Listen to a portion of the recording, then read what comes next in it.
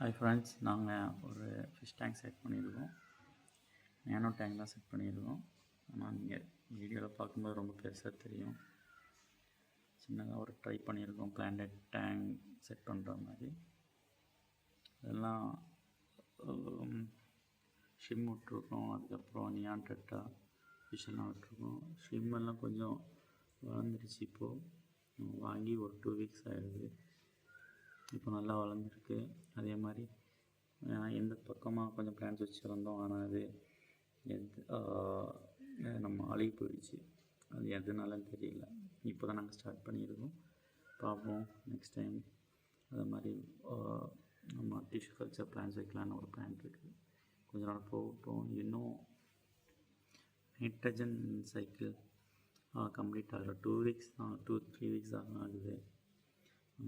நம்ம ஒரு எக்ஸைட்மெண்ட்டில் வந்து இது ஃபிஷ்ஷெல்லாம் வாங்கி விட்டுட்டோம்.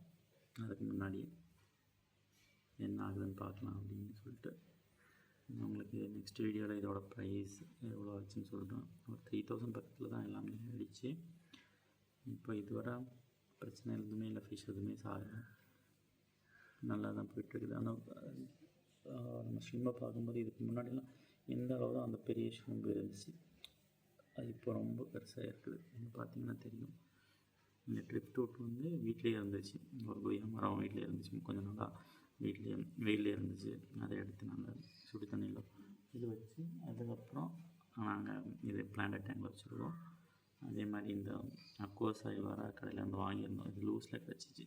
ஆனால் அவ்வளோ நல்ல குவாலிட்டி கிடையாது, லோ குவாலிட்டி தான். நம்ம நெக்ஸ்ட் டைம் இதோட பெட்டராக பண்ணிக்கலாம்னு சொல்லிட்டு இப்போது நம்ம ஒரு ஆசைக்கு அந்த மாதிரி இப்போ பண்ணி வச்சுருக்கோம். உங்களுக்கு பிடிச்சினா லைக் பண்ணுங்கள், ஷேர் பண்ணுங்கள்.